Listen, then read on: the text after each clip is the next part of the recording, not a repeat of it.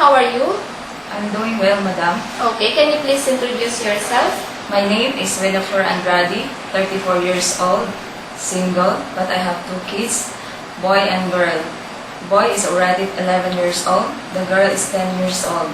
I graduated as Bachelor's of Science and Industrial Technology, major in Computer Technology. Okay, so do you have experience working as domestic helper here in the Philippines or abroad? I have experience working here in the Philippines, madam. Last 2008 and 2006 and 2008. Okay, so how many person did you serve in your previous employer's There are house? 4 persons I served in my previous employer, madam. Okay. How many adults and the children? 2 adults and 2 children. The children is one children is 4 years old and the other one is 6 years old. Okay, so since you are a mother, so you know how to take good care of the baby. Yes, madam. Are you willing to look for them just in case? Yes, madam. Okay, so how to take good care of the baby? I can feed them. I can change diaper. I can change clothes. I can take them to shower. And I can check the temperature, madam. Okay, so can you show us how to feed the baby?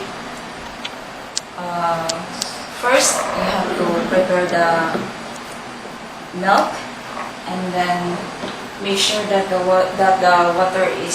milk is warm enough. And then next is take the baby, put the baby elevated in your hands. Then open the bottle, then put properly in the mouth. Then after that, let the baby burp. Then after that, put back the baby to the crib or in the bed. Okay. How about taking care of the children? Do you know also how to take good care of Yes, the madam. children? Okay, so how to take good care of the children? Assist them for the school homework, feed them, prepare their things in going to school, tutoring them, and then tell stories during bedtime, and playing them. Okay, so in your previous employer's house, what is your main duties? My main duties during my previous employer is cooking, ironing, washing the clothes, washing the dishes, mopping, and marketing, and taking care with the baby. Okay, so how about cooking? Do you know also how to cook? Yes, madam. Okay, so how about simple Chinese food? Yes, madam. Steamed fish, steamed chicken, vegetables, noodles. And I'm willing to work, madam. Okay, and you are willing to learn some simple Chinese food?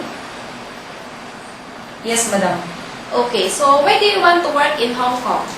I want to work in Hong Kong to help my family financially. Okay, so how about your day off set by your employer, not even Saturday or Sunday, if it's okay with you? It's okay with me, madam. Okay, so if you are lucky to be selected to work in Hong Kong, what can you promise to your prospective employer? Talk to them now. Here, sir, madam. Have a good day. If I will be lucky to be selected to work in Hong Kong, I can assure you that I will be hardworking, cheerful, honest, and loyal to you and to your family. I will try my best to do all the household work, and I will take care of your children and treat them as my own. I promise to be responsible for my job assigned. Thank you.